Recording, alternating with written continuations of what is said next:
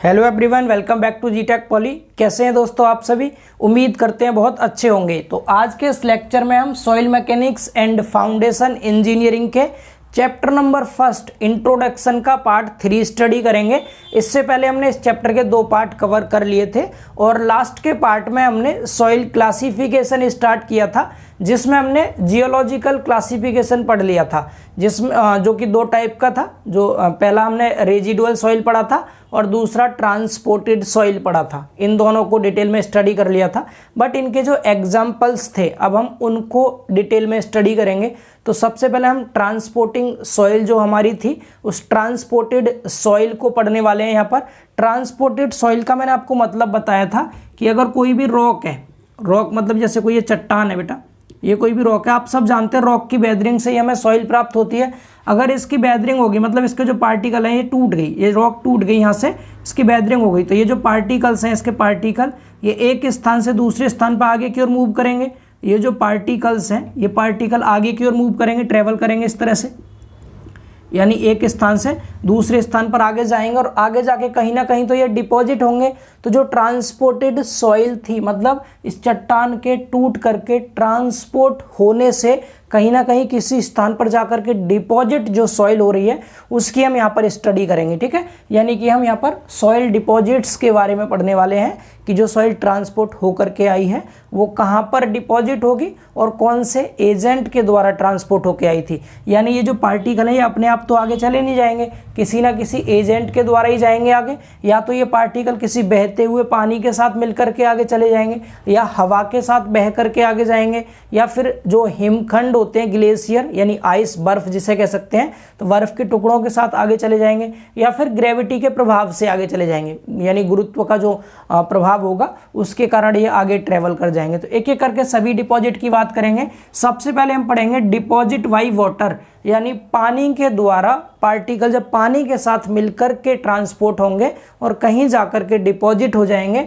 तो पहले उसे पढ़ेंगे डिपॉजिट बाय वाटर। उसके बाद हम डिपॉजिट बाय एयर की स्टडी करेंगे, यानी वायु के द्वारा कौन से पार्टिकल डिपॉजिट होते हैं, यानी कौन सी टाइप की सॉइल डिपॉजिट होती है। Then after deposit by ice पढ़ेंगे, उसके बाद डिपॉजिट बाय ग्रेविटी पढ़ेंगे। ठीक है, 4 ही एजेंट है हमारे ट्रांसपोर्टिंग एजेंट, इनको अच्छे से हम स्टडी करेंगे। तो सबसे पहले हम समझ लेते हैं डिपॉजिट बाय वाटर, यानी पानी के द्वारा जो सॉइल डिपॉजिट हुई है वो कौन सी सॉइल होती है। तो डिपॉजिट बाय वाटर जो होती है वो 3 टाइप की सॉइल है। इनके नाम बहुत इंपॉर्टेंट है, ये एसएससी जेई के एग्जाम में बहुत बार क्वेश्चन पूछे गए हैं। बिल्कुल सिंपल क्वेश्चन कि एलुवियल सॉइल कौन सी सॉइल होती है, कहाँ पर डिपॉजिट होती है, लेकेस्ट्राइन सॉइल कहाँ डिपॉजिट होती है, मेराइन सॉइल कहाँ डिपॉजिट होती है, ये इंपॉर्टेंट क्वेश्चंस बनते हैं। तो इनको ध्यान से सुनेंगे, बहुत ज़्यादा सिंपल है। पहले तो आपको ये ध्यान रखना है कि ये तीनों टाइप की जो सॉइल होती हैं ये वाटर के द्वारा ट्रांसपोर्ट होकर के डिपॉजिट होती हैं, ये आपको ध्यान रखना है। ठीक है, यानी डिपॉजिट बाय वाटर में आती हैं ये तीनों सॉइल। ठीक, अभी क्या करके सुनेंगे। सबसे पहले हमने क्या बोला, हमने बोला कोई चट्टान थी, ये ध्यान दीजिएगा बच्चों, आसानी से आपको याद हो जाएगा ये, बस ध्यान से सुनना है आपको। जैसे कोई चट्टान है और इस चट्टान की बेदरिंग हो गई, यानी चट्टान टूट गई। ठीक है, आपको बताया था बेदरिंग या तो फिजिकल बेदरिंग हो सकती है, केमिकल, या तो भौतिक प्रभाव के कारण टूट सकती है, या रासायनिक प्रभाव के कारण टूट सकती है, वो हमने पहले पार्ट में पढ़ लिया था। अब यहाँ ये देखने वाले हम, ये चट्टान सपोज टूट गई यानी इसकी बेदरिंग हो गई, तो इसके जो ये पार्टिकल्स हैं, ये जो इसके पार्टिकल्स हैं ये एक स्थान से दूसरे स्थान पर जा रहे हैं, आगे की ओर ये बेटा ट्रेवल कर रहे हैं। ये जो पार्टिकल्स हैं ये आगे की ओर ट्रेवल कर रहे हैं इस तरह से। ठीक है, जब ये ट्रेवल कर रहा है तो ट्रेवल अब डिपॉजिट बाय वाटर पढ़ रहे हैं तो वाटर के साथ ट्रेवल करेंगे। यानी हम ये कह सकते हैं क्या कि बहता हुआ पानी जो होता है, बहता हुआ पानी मतलब रनिंग वाटर जो होता है, बहता हुआ पानी, वो अपने साथ जो रॉक की बेदरिंग होती है तो बेदर्ड पार्टिकल को भी बहा करके ले जाता है। यानी हमने क्या बोला, बहता हुआ पानी रनिंग वाटर अपने साथ बेदर्ड पार्टिकल को बहा करके एक स्थान से दूसरे स्थान पर ले जाता है और ये क्या करता है, कहीं दूसरी जगह जाके डिपॉजिट हो जाते हैं। अब ये जहाँ जहाँ डिपॉजिट होंगे उसके हिसाब से इनके नाम बन जाएंगे। सपोज ये सॉइल यहाँ पर डिपॉजिट हो गई, ये जो पार्टिकल्स हैं यहाँ डिपॉजिट हो गए, ये कहाँ पर डिपॉजिट हुए हैं, अगर ये आपके बैंक ऑफ रिवर पे डिपॉजिट हुए बच्चे, किस पे, bank of river. Bank of river मतलब हो गया नदी के किनारे पर। अगर ये पार्टिकल नदी के किनारे पर जाकर के जमा हो गए हैं तो इस सॉइल को हम कहेंगे एलुवियल सॉइल। ध्यान से सुनना, क्या बोला हमने, चट्टान थी, पार्टिकल टूटे, बहते हुए पानी के साथ आगे ट्रेवल किए, और अगर ये बैंक ऑफ रिवर पर डिपॉजिट हो गए, deposit on bank of river यानी नदी के किनारे पर डिपॉजिट हो रहे हैं, तो इसको हम कहेंगे एलुवियल सॉइल। ठीक है। और अगर ये पार्टिकल आपके लेक के तली पे जमा हो जा रहे हैं, बेड ऑफ लेक, कहाँ पर बच्चे, bed of lake, bed of lake. Lake मतलब जानते हैं, लेक मतलब झील होता है, झील, लेक मतलब झील। ठीक है। रिवर मतलब नदी, लेक मतलब झील हो गया। तो अगर ये झील की तली पर नीचे बैठ जा रहे हैं, तली पर जमा हो जा रहे हैं, तो इसको हम कहेंगे लैक्स्ट्राइन सॉइल। देखिए हिंट दे रहे हैं आपको एक, इसमें LAC क्या है, LAC मतलब लेक हो गया, लेक, और यहाँ पर भी लेक, तो लेक से लेक मैच कर लीजिएगा। लैक्स्ट्राइन सॉइल जो होती है वो बेड ऑफ लेक पर डिपॉजिट होती है, यानी झील की तली पर डिपॉजिट होती है लैक्स्ट्राइन सॉइल। तीसरी सॉइल हमारी मेराइन सॉइल। तो मेराइन आप जानते हैं, मेराइन किसे कहते हैं, मेराइन आप समझ सकते हैं, मरीना बीच का नाम किसी ने सुना है, अरे गोवा बीच तो सभी ने सुना होगा, गोवा बीच कह दो या मरीना बीच। मरीना बीच से आप मेराइन याद रखना, मरीना बीच चेन्नई में है। ठीक है। तो मरीना बीच, बीच मतलब समुद्र के किनारे होते हैं, आप सबको पता होगा ये चीज़। तो यानी कि समुद्र मतलब सी को बोलते हैं सी।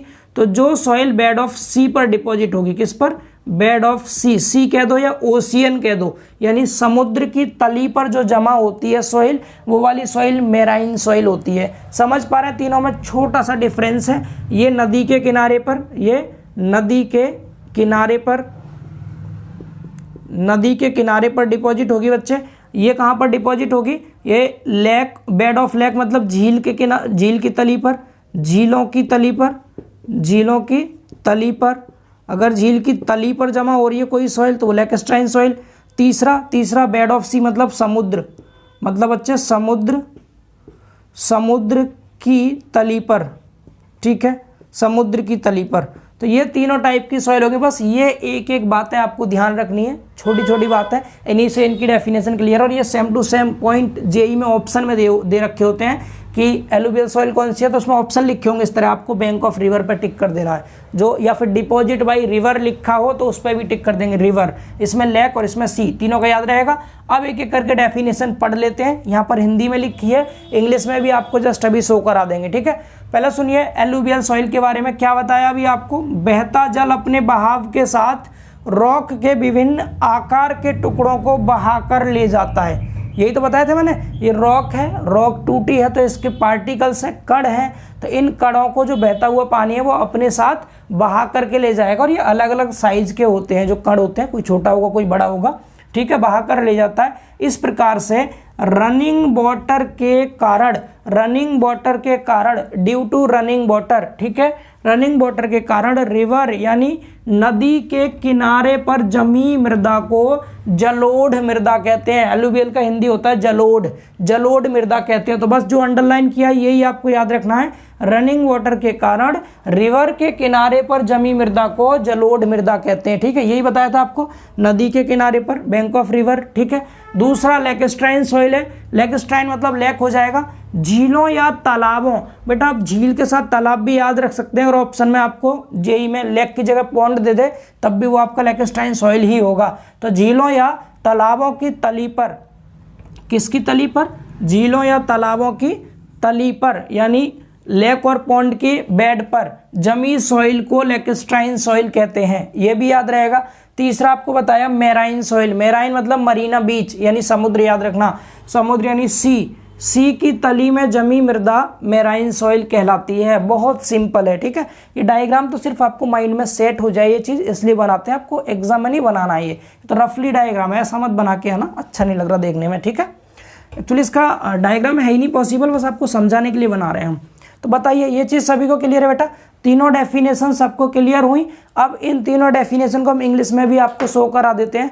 तो आप सबको स्क्रीन पर इंग्लिश में डेफिनेशन शो हो रही है। ठीक है, ये थोड़ी सी बड़ी है क्योंकि स्टार्टिंग में थोड़ी डिटेल की बातें लिखी है, कोई दिक्कत नहीं, पढ़ लीजिए आप ध्यान से। लिखा है water is a powerful agent of transporting product of weathering from one place to another. यानी कि यहाँ पर कहने का मतलब है जो वाटर होता है एक पावरफुल एजेंट है, जो वेदर्ड प्रोडक्ट होते हैं आपके वेदरिंग प्रोडक्ट या वेदरिंग पार्टिकल, उन्हें एक प्लेस से दूसरे प्लेस पर ट्रांसपोर्ट करने के लिए। ठीक है, आगे लिखा है flowing water carries pieces of various size of rock product by weathering in suspension और in the bottom of stream.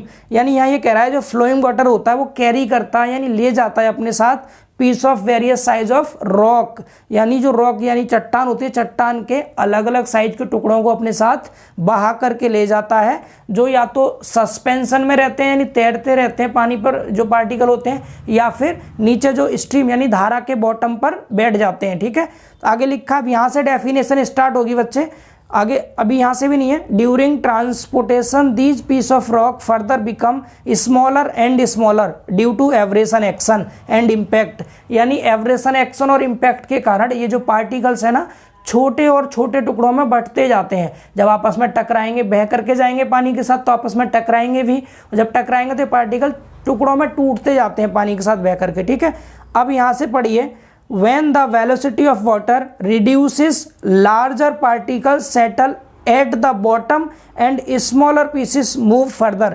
जो आपके पार्टिकल बड़े साइज के होते हैं वो बॉटम पर बैठ जाते हैं और छोटे साइज वाले जो पार्टिकल है वो आगे मूव करते रहते हैं। ठीक है, अब पढ़ेंगे आगे द सॉइल डिपॉजिट, यहाँ से आगे डेफिनेशन है बेटा, the soil deposit at the bottom is called alluvial soil. Actually यहाँ पूरा लिखना चाहिए था the soil deposit at the bottom या फिर bank of river is called alluvial soil. ठीक है, इसमें रिवर वर्ड ऐड कर लीजिएगा आप लोग। नेक्स्ट पढ़ेंगे आगे the soil deposit at the bottom of ponds और lakes is called lacustrine soil. यही बताया था, पॉन्ड्स और लेक्स के बॉटम पर जो सॉइल डिपॉजिट होती है उसे लेकस्ट्राइन सॉइल कहते हैं। एंड आगे लिखा है and in the bottom of ocean is called marine soil. Ocean या फिर सी लिख दीजिएगा आप, सी मतलब समुद्र। ठीक है, तो इन the bottom of ocean is called marine soil. ठीक है, समझ आ रहा है सभी को बच्चे ये चीज। एक लाइन और है, normally these soils contain some particles of silt and clay. यानी कि ये जो सॉइल होती है ना आपकी तीनों टाइप की सॉइल, इन सॉइल में सिल्ट और क्ले के पार्टिकल भी कंटेन रहते हैं, मिले हुए होते हैं, ये भी आप ध्यान रखेंगे। बाकी ये जो आपके सामने लिखा है सबसे सिंपल लैंग्वेज में है। ठीक है, इंग्लिश वाले बच्चे भी अपनी लैंग्वेज में लिख सकते हैं। अब मैं आपको एक बात और बता रहा हूँ जो आपको ध्यान रखनी है, जो एलुवियल सॉइल होती है बेटा ये रनिंग वाटर के कारण due to running water, deposit by मैं लिख देता हूँ पूरा, deposit by due to running water. ये जो पहली वाली सॉइल है ना, फर्स्ट वाली जो सॉइल है ये ड्यू टू डिपॉजिट, क्या लिख रहे हैं, डिपॉजिट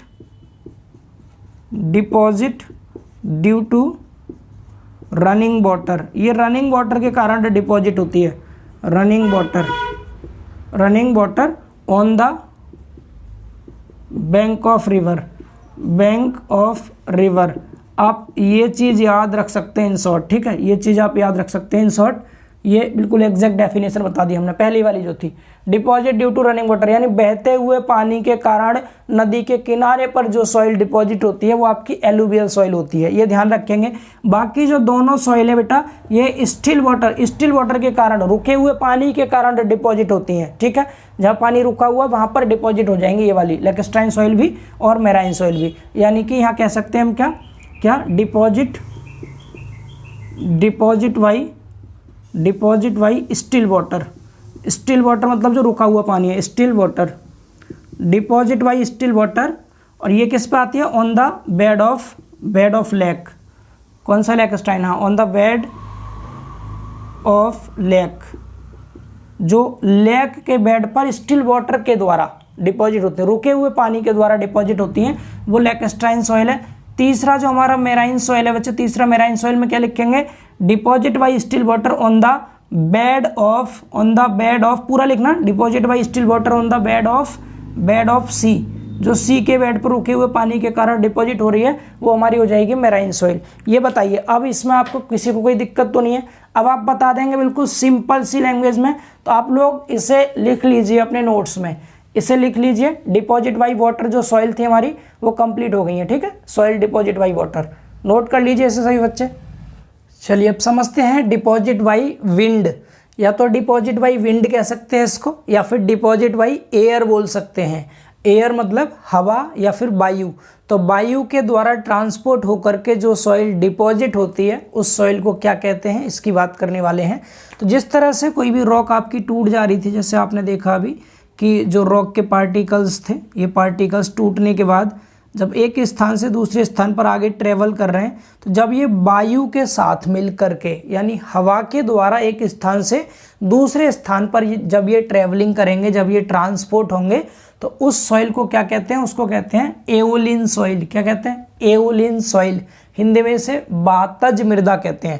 तो पहले हम एओलिन सॉइल समझेंगे, फिर एओलिन सॉइल जो होती है वो दो टाइप की होती है, एक सैंड ड्यून्स और दूसरा लोइस। यानी हम जो डिपॉजिट वाइज सॉइल पढ़ेंगे उसमें ये तीन सॉइल पढ़ेंगे, जिनमें मेन जो सॉइल है वो एओलिन सॉइल है। और एओलिन के ही दो प्रकार होते हैं, सैंड ड्यून्स और लोइस। इस पे ए बी कर लेना से, ए यानी पहला टाइप, बी करके दूसरा टाइप। इस तरह से याद रहेगा कि ये दोनों टाइप की सॉइल एओलिन सॉइल के अंदर ही आती हैं। ठीक है, चलिए देखिए ये चीज़ लिखी है, इसमें तो कुछ अधिक एक्सप्लेन करने की आवश्यकता भी नहीं है, ये आप समझ चुके हैं ऑलरेडी। सबसे पहली चीज़ तो आप एक पॉइंट ये याद रखना कि वायु द्वारा सामान्यतः 0.06 mm 0.06 mm तक के मृदा कण ही स्थानांतरित हो पाते हैं। मतलब हवा के द्वारा ये जो पार्टिकल टूटे हैं, इनमें से कुछ पार्टिकल बड़े साइज के होंगे, कुछ छोटे साइज के होंगे। ठीक है, तो इसके द्वारा जो एयर है ना, विंड है, विंड, इसके द्वारा केवल 0.06 mm साइज तक के ही पार्टिकल एक स्थान से दूसरे स्थान पर ट्रांसपोर्ट हो पाते हैं। इससे ज़्यादा बड़े साइज के हवा के द्वारा ट्रांसपोर्ट नहीं होते हैं। ठीक है, तो यही लिखा था, वायु द्वारा सामान्यतः 0.06 mm तक के मृदा कण ही स्थानांतरित हो पाते हैं। आगे पढ़ेंगे अब, एयर द्वारा डिपॉजिट सॉइल को एओलिन सॉइल कहते हैं। कौन सी सॉइल कहते हैं, एओलिन। जो एयर के द्वारा, A for air, A for aeolian, याद रहेगा, दोनों सेम सेम मिल रहे हैं। तो एयर के द्वारा जो सॉइल डिपॉजिट होगी वो एओलिन सॉइल होती है। ठीक है, आगे लिखा है ये मुख्य रूप से दो प्रकार की होती है। ये जो आपकी एओलिन सॉइल होती है ये दो टाइप की होती है। कौन कौन सी, सबसे पहली सैंड ड्यून्स होता है, दूसरी लोइस। इनके हिंदी में नाम थोड़े अलग हैं, मतलब अजीब से नाम है थोड़े। सैंड ड्यून्स, सैंड मतलब सब जानते हैं रेत या बालू होता है, तो सैंड मतलब तो रेत हो गया। ड्यून्स मतलब यहाँ डिब्बा दे रखा है, डिब्बा रेत। यही बुक में हिंदी लिखी हुई है, बाकी आप टेक्निकल टर्म्स को इंग्लिश में याद रखना।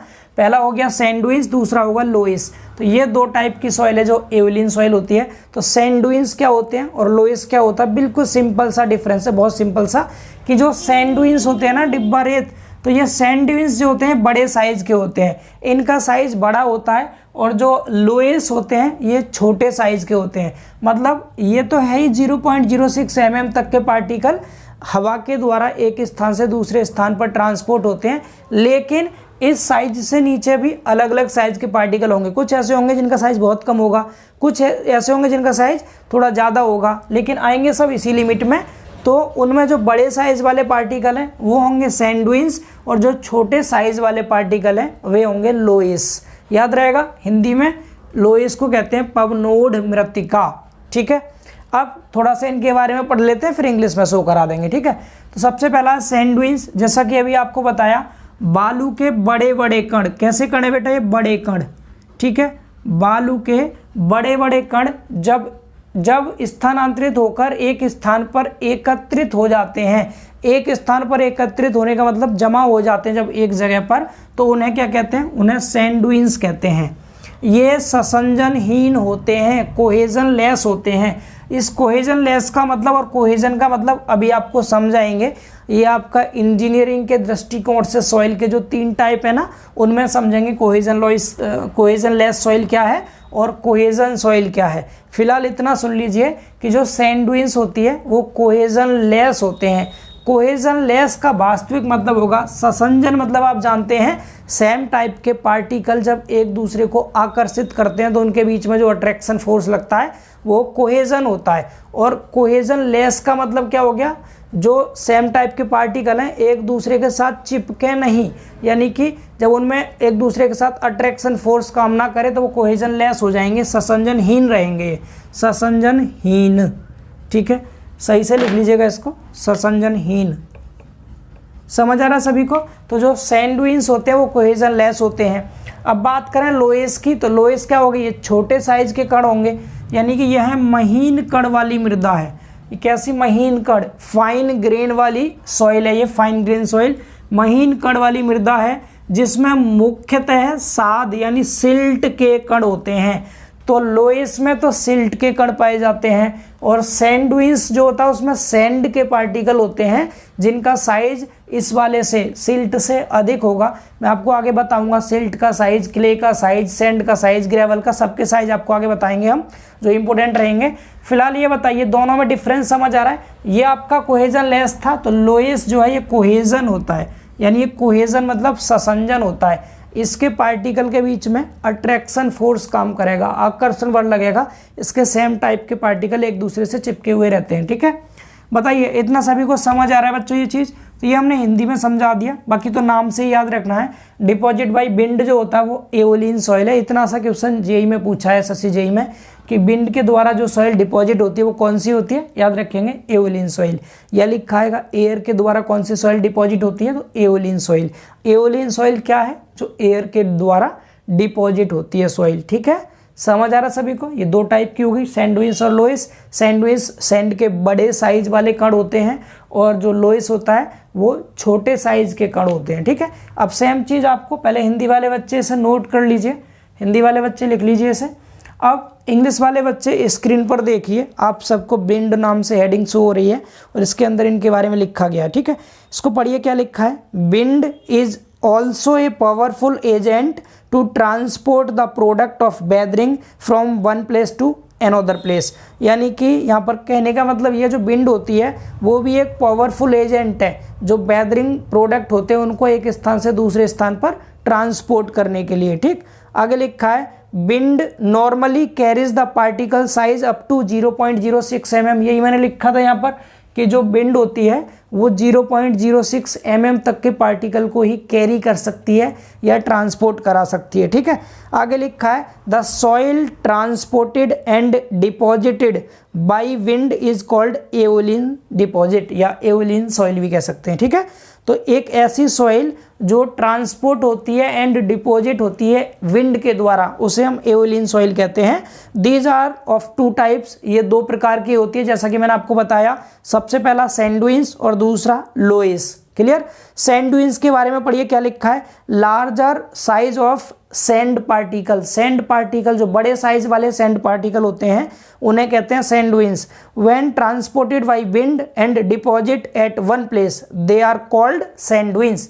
यानी सैंड के बड़े साइज वाले पार्टिकल जो कि विंड के द्वारा ट्रांसपोर्ट होकर के किसी एक प्लेस पर डिपॉजिट हो जा रहे हैं उन्हें कहेंगे सैंडविच। ठीक है, these are deposit of sand of same size and they are cohesion less. यही बताया था मैंने आपको, ये जो होते हैं कोहेजन लेस होते हैं।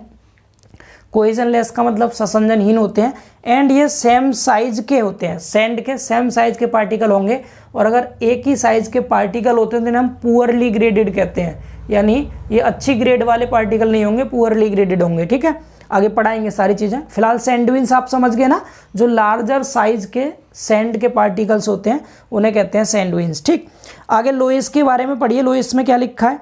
लोएस के बारे में लिखा है these are fine grained soil consisting mainly silt having appreciable amount of cohesion. यानी यहाँ पर कहा गया है these are fine grained soil, ये फाइन ग्रेन सॉइल होती है, महीन कण वाली मृदा होती है। ठीक है, जिसके अंदर क्या रहता है? मेनली सिल्ट, इसके अंदर सिल्ट होता है और एक एप्रिसिएबल अमाउंट में कोहेजन भी होता है इसमें, जो कि आपको बता चुके हिंदी में भी। तो सेम चीज़ इंग्लिश में भी आप सबने समझ ली, हिंदी में भी हम समझा चुके। तो आई थिंक सो आपको समझ आ गया होगा डिपॉजिट बाय विंड कौन सी सॉइल होती है और क्या होती है। ठीक है, नोट्स भी आप लिख लीजिएगा, साथ साथ हम कंटेंट भी प्रोवाइड कर रहे हैं जिससे आप नोट्स बना सकें। बाकी PDF भी आपको एप्लीकेशन पर प्रोवाइड किए ही जा रहे हैं। ठीक है, चलिए अब हम इसको हटाते हैं और नेक्स्ट समझते हैं डिपॉजिट बाय विंड की जगह पर अब आगे आएगा आइस। डिपॉजिट बाय आइस समझ लेते हैं, आप लोग इसे नोट कर लीजिए। तो चलिए अब समझते हैं डिपॉजिट बाय ग्लेशियर्स या फिर डिपॉजिट बाय आइस। तो आइस के द्वारा ट्रांसपोर्ट होकर जो सॉइल डिपॉजिट होती है उसका नाम होता है ग्लेशियल सॉइल। और ग्लेशियल सॉइल भी दो टाइप की रहती हैं, जिसमें पहला टाइप आ जाता है ग्लेशियल ड्रिफ्ट और दूसरा होता है ग्लेशियल टिल।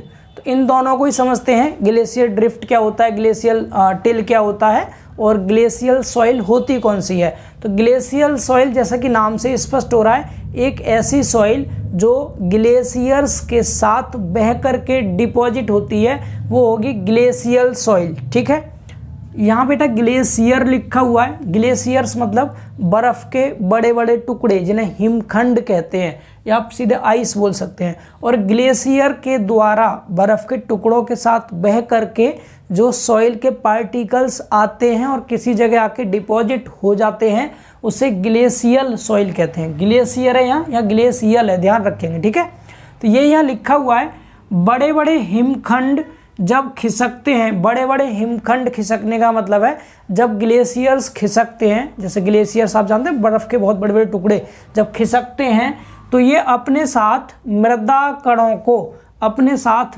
कणों को भी ले जाते हैं। यानी कि जब बर्फ के टुकड़े, बड़े बड़े बर्फ के टुकड़े टूटेंगे और वो जब आगे बहेंगे तो जहाँ पर चट्टानें टूटी थी वहाँ से जो सॉइल के पार्टिकल्स थे उनको भी अपने साथ बहा करके आगे ले जाते हैं। और जब ये आगे ले जाएंगे तो इनमें दो कंडीशन बनेंगी। एक कंडीशन तो ये बनेगी कि जो बर्फ़ के बड़े बड़े टुकड़े थे ना, वो आगे जाके कहीं पानी के साथ मिल करके और तेज़ी से बह करके बहुत दूर चले जाएंगे और वहाँ जा कर के सॉइल के पार्टिकल डिपॉजिट होंगे, तो उसे तो ड्रिफ्ट बोलते हैं। क्या बोलते हैं? ड्रिफ्ट। ये हिमखंड पानी के साथ बहते हुए काफ़ी दूर तक निकल जाते हैं, काफ़ी दूर तक निकल जाते हैं और इस प्रकार स्थानांतरित निक्षेप यानी कि ट्रांसपोर्टेड डिपॉजिट हिमनदीय ऊढ़ ग्लेशियर ड्रिफ्ट कहलाते हैं। तो ग्लेशियर ड्रिफ्ट जो होते हैं वो क्या होते हैं, जब हिमखंड टूटते हैं और अपने साथ जो वेदर्ड पार्टिकल है उनको बहा करके ले जाते हैं और आगे कहीं पानी के साथ मिल करके और बहुत अधिक दूर तक निकल जाते हैं और वहाँ जाके डिपॉजिट होते हैं। तो वे वाली सॉइल तो होगी ग्लेशियल ड्रिफ्ट। और दूसरी सॉइल कौन सी है? अपक्षय का वह पदार्थ यानी बैदरिंग, जो बैदरिंग हुई है उसका वह मटेरियल जो बहते हिमखंडों के बहने वाले स्थानों पर, जो बहते हुए हिमखंड है यानी कि जो ग्लेशियर्स बहते हैं तो उनके बहने वाले स्थान पर नीचे एकत्र हो जम जाते हैं। वहीं पर जहाँ पर ग्लेशियर्स बहते हैं ना, उसके बहने वाले स्थान पर वहीं पर नीचे सेटल हो जाते हैं और सेटल होकर डिपॉजिट हो जाते हैं, तो उसे ग्लेशियर टिल कहते हैं। ठीक है, हिमानी टिल। तो हिमानी टिल क्या होते हैं? जो ग्लेशियर्स होते हैं उनके बहने वाले स्थान पर नीचे सेटल होकर डिपॉजिट हो जा रहे हैं, वो ग्लेशियर टिल हो जाएंगे। और जो पानी के साथ मिलकर के और आगे बहुत दूर तक जाकर के कहीं डिपॉजिट हो रहे हैं, वो ग्लेशियर ड्रिफ्ट होता है। तो ये दोनों समझ गए। अब जेईई में किस तरह का क्वेश्चन पूछा है? जेईई में इस तरह का क्वेश्चन पूछा है, इनमें से कौन सा डिपॉजिट ग्लेशियर्स के द्वारा प्राप्त होता है? तो ऑप्शन में आपको मिलेगा ड्रिफ्ट या फिर टिल, कोई सा एक दे रखा होगा उसी को टिक कर देना। दोनों दे रखे होंगे तो बोथ ऑफ हो जाएगा। ठीक है, यानी दोनों ही आंसर सही है, बोथ ऑफ दीज। समझ आया सभी को ये? तो ग्लेशियल सॉइल समझ जाएंगे आप। अब इसको इंग्लिश में भी समझ लीजिए, पढ़िए इंग्लिश में। देखिए क्या लिखा है इसमें लिखा हुआ है, glaciers when move they carry particles of soil with them. यानी जो ग्लेशियर्स हैं जब ये मूव करते हैं, क्या लिखा है? ग्लेशियर्स व्हेन मूव, जब ग्लेशियर्स मूव करते हैं, दे carry particles of soil with them, यानी अपने साथ ये सॉइल के पार्टिकल्स को भी ले जाते हैं कैरी करके। ठीक है, आगे लिखा है एंड ट्रांसपोर्ट देम, और उन्हें ट्रांसपोर्ट करते हैं विद फ्लोइंग वाटर, पानी के साथ। तो ध्यान रखिए, विद फ्लोइंग वाटर अगर ये ट्रांसपोर्ट कर रहे हैं तो soil transported with glaciers is called glacial drift. तो ग्लेशियल ड्रिफ्ट जो होता है बेटा, ध्यान रखेंगे, इस ग्लेशियल ड्रिफ्ट में बर्फ के टुकड़े के साथ साथ पानी के साथ भी ये बहेंगे। बर्फ और पानी दोनों के साथ बह करके जब आगे जा रहे हैं और डिपॉजिट हो रहे हैं तो वो ग्लेशियल ड्रिफ्ट होगा। और जब केवल ग्लेशियर के द्वारा ही नीचे सेटल हो जा रहे हैं, मतलब केवल बर्फ के टुकड़ों के द्वारा ही सेटल हो जा रहे हैं, तो वो ग्लेशियल टिल होता है। ठीक है, आगे पढ़ेंगे क्या लिखा है इसमें। आगे लिखा हुआ है, यहाँ तक समझ गए ना? यहाँ तक क्लियर हो गया सभी को कि glaciers when move they carry particles of soil with them and transport them with flowing water, यानी बहते हुए पानी के साथ जब इसको ट्रांसपोर्ट कर रहे हैं तो soil transported with glaciers is called glacial drift. And when deposits eight the bottom, और जो पार्टिकल जो थे वो बॉटम में ही डिपॉजिट हो जा रहे हैं, जहाँ पर ग्लेशियर्स फ्लो करते हैं वहीं पे बॉटम में डिपॉजिट हो जा रहे हैं, तो इसे कहते हैं इज कॉल्ड ग्लेशियल टिल, तो इसे टिल कहते हैं। यानी कि हिमखंडों के बहने वाले स्थान पे अगर डिपॉजिट हो रहे हैं तो ग्लेशियल टिल हो गया, और अगर पानी के साथ मिलकर के कहीं दूर जाके डिपॉजिट हो रहे हैं तो ग्लेशियल ड्रिफ्ट होता है। ये दोनों में छोटा सा डिफरेंस था, और डिपॉजिट बाई ग्लेशियर्स भी हमारा कवर हो गया। तो हिंदी वाले बच्चे यहाँ से लिखेंगे, इंग्लिश वाले बच्चे स्लाइड में देख के लिखेंगे। बाकी PDF आपको हैंड रिटन नोट्स का ऐप पर प्रोवाइड किया ही जा रहा है साथ साथ, ठीक है। चलिए अब हम आगे मूव कर लेते हैं। एक और बचा है हमारा डिपॉजिट बाई ग्रेविटी, तो ये लिख गया हो तो मैं आगे लिख देता हूँ डिपॉजिट बाई ग्रेविटी को। चलिए अब लास्ट सॉइल डिपॉजिट को समझते हैं, जिसका नाम है डिपॉजिट बाई ग्रेविटी, यानी गुरुत्व द्वारा निक्षेप। यानी ग्रेविटी के द्वारा कोई भी सॉइल किस तरह डिपॉजिट होती है, तो बहुत सिंपल है, बिल्कुल स्टार्टिंग से बार बार एक ही चीज़ को रिपीट करते आ रहे हैं। ये कोई भी पहाड़ है, कोई रॉक है, पहाड़ नहीं सॉरी चट्टान, कोई भी क्या है, ये रॉक है, और सपोज ये रॉक टूट गई ऊपर से, इसकी बैदरिंग हो गई, तो ये जो बैदरिंग वाले पार्टिकल्स होंगे, ये वाले पार्टिकल, अगर ज़मीन ऐसे नीचे इधर ज़मीन है तो ग्रेविटी के प्रभाव से, गुरुत्व के प्रभाव से, गुरुत्व का प्रभाव क्या होता है, गुरुत्व के कारण अगर कोई भी बॉडी हो या कोई भी पार्टिकल हो, वो पृथ्वी के केंद्र की ओर ऑटोमेटिक आकर्षित होने लगती है। जैसे हम कोई वस्तु ऊपर फेंकें तो अपने आप नीचे आ जाती है, क्यों आ जाती है, ग्रेविटी के इफेक्ट की वजह से। तो वैसे ही अगर पार्टिकल यहाँ से टूटे तो ये ऑटोमेटिक नीचे लुढ़कते हुए आ जाएंगे। ये पार्टिकल क्या करेंगे, नीचे लुढ़कते हुए आ जाएंगे, नीचे जहाँ पर ज़मीन नीचे होगी उस साइड को लुढ़कते हुए आ जाएंगे। तो किसके कारण ये पार्टिकल आगे लुढ़क रहे हैं, तो ग्रेविटी के कारण, ठीक है। और कहीं ना कहीं आकर के एक जगह तो इकट्ठा होंगे ही, एक जगह तो डिपॉजिट होंगे ही। तो जहाँ पर डिपॉजिट हो जाएंगे वहाँ जो सॉइल मिलेगी वो हो जाएगी कॉलुवियल सॉइल। तो डिपॉजिट बाई ग्रेविटी, यानी ग्रेविटी के कारण ट्रांसपोर्ट होकर के जो सॉइल डिपॉजिट होती है उसका नाम होता है कॉलुवियल सॉइल। बहुत ज़्यादा इंपॉर्टेंट है, नाम याद रखिएगा। हिंदी में इसको समूढ़ मृदा कहते हैं, कॉलुवियल सॉइल, सिंपल याद रखें। कॉलुवियल सॉइल कौन सी होती है, जो डिपॉजिट बाई ग्रेविटी होती है, ठीक है। तो याद रहेगा सबको। तो यहाँ क्या हो रहा है, यहाँ पर चट्टानों के विघटन पहाड़ों के ढालों पर, यानी चट्टानों के विघटन से जब चट्टानें विघटित होती हैं, टूटती हैं, तो पहाड़ों के ढालों से, पहाड़ पर जो ढाल बने होते हैं, स्लोप बने होते हैं, पहाड़ों के ढालों पर ये चट्टानों के टुकड़े लुढ़कते हुए काफ़ी दूर दूर तक निकल जाते हैं। वही चीज़ बता रहे थे, जैसे यहाँ पर कोई चट्टान है, ये चट्टान टूट गई तो यहाँ पर स्लोप होगा, पहाड़ों पर क्या होता है, ढाल बनी होती है, तो उस ढाल पर ये क्या होते हैं, गुरुत्व के प्रभाव से लुढ़कते हुए बहुत दूर दूर तक निकल जाते हैं तथा एकत्रित होते रहते हैं। क्या होते हैं, तथा इकट्ठा होते रहते हैं। और इस प्रकार के मृदा निक्षेप यानी सॉइल डिपॉजिट को कॉलुवियल सॉइल डिपॉजिट कहते हैं। बिल्कुल सिंपल है, कोई भी चट्टान है, चट्टान टूट गई तो उसके जो वेदर्ड पार्टिकल हैं, जो टूटे हुए कण हैं, वो क्या करेंगे, यहाँ पर ढाल बनी होगी, क्योंकि पहाड़ है तो पहाड़ ऊंचे होते हैं, ज़मीन नीचे होती है, तो वहाँ पर एक स्लोप में लुढ़कते हुए नीचे आते हैं। आप अगर इमेजिंग करके देखेंगे, जैसे चट्टान है, यहाँ से टूटे तो नीचे भूमि ज़मीन आपकी नीचे है, तो लुढ़कते हुए पार्टिकल नीचे को आ रहे हैं, तो ग्रेविटी के प्रभाव के कारण नीचे आ रहे हैं और लुढ़कते हुए काफ़ी दूर तक ये निकल जाते हैं और कहीं दूर जाके एकत्रित हो जाते हैं। तो इस प्रकार के सॉइल डिपॉजिट को हम कॉलुवियल सॉइल डिपॉजिट कहते हैं। ये यहाँ पर लिखा गया है। सभी को समझ आ रहा है ये बेटा, हिंदी वाले बच्चों को सबको क्लियर हो गया। तो सेम चीज़ को इंग्लिश में लिखा गया है, सेम चीज़ को इंग्लिश में भी आप देख लेंगे। पहले ये लिख लीजिए हिंदी वाले बच्चे सभी, इसको लिख लीजिए सभी। अब इंग्लिश में पढ़िए बेटा, इंग्लिश में भी देखो सेम यही लिखा है। The product of weathering move on the terrain and transported to considerable distance and deposit. ध्यान से सुनेंगे क्या मतलब है इसका। The product of weathering, weathering product जो होता है, यानी वेदरिंग के बाद जो आपके पार्टिकल्स हैं, प्रोडक्ट मतलब यहाँ पार्टिकल समझेंगे, तो जो वेदरिंग वाला प्रोडक्ट है वो मूव करता है ऑन द टेरेन। टेरेन मतलब एक किसी भी पहाड़ से या किसी भी स्लोप से, पहाड़ का कोई स्लोप है वहाँ से उस टेरेन से मूव कर रहा है and transported to considerable distance, और किसी भी एक उचित दूरी तक क्या कर रहा है, वो ट्रांसपोर्ट कर रहा है, एंड डिपॉजिट, और डिपॉजिट हो जा रहा है। तो such deposits are called colluvial soil deposits. इस प्रकार के जो डिपॉजिट होते हैं उन्हें कॉलुवियल सॉइल डिपॉजिट कहते हैं। तो इंग्लिश वाले बच्चे भी समझ गए होंगे, बिल्कुल सिंपल है। पार्टिकल्स वेदर्ड प्रोडक्ट जो होता है वो टेरेन के ऊपर मूव करेगा और मूव करके ट्रांसपोर्ट होगा ना, ट्रांसपोर्ट होकर फिर किसी एक जगह डिपॉजिट हो जाएगा। तो इस प्रकार के सॉइल डिपॉजिट को कॉलुवियल सॉइल डिपॉजिट कहते हैं। बिल्कुल सिंपल कर लेंगे सभी बच्चे से। तो हमने चारों टाइप के डिपॉजिट कवर कर लिए। सबसे पहले डिपॉजिट बाई वाटर पढ़ा था, उसके बाद डिपॉजिट बाई हमने विंड देखा था, देन आफ्टर में डिपॉजिट बाई विंड के बाद देखा था आइस, उसके बाद डिपॉजिट बाई ग्रेविटी, ये चारों टाइप के डिपॉजिट कवर कर लिए। इनके अंदर जो भी सॉइल आई थी उन सब सॉइल के नाम याद रखना आप, उनकी छोटी छोटी डेफिनेशंस हैं उन्हें याद रख लीजिएगा और लिख भी लेंगे साथ साथ नोट्स में। अब हम आगे मूव करते हैं, सॉइल क्लासिफिकेशन का अगला वाला क्लासिफिकेशन समझेंगे, इंजीनियरिंग क्लासिफिकेशन। सॉइल का इंजीनियरिंग क्लासिफिकेशन समझते हैं, जिसमें कि हम 3 टाइप की सॉइल पढ़ेंगे, कोहेजनलेस सॉइल, कोहेजन सॉइल और कोलोइड्स। तीनों टाइप को डिस्कस करते हैं 1 बाई 1। तो इसको हटाते हैं, आप लोग इसे नोट कर लीजिए।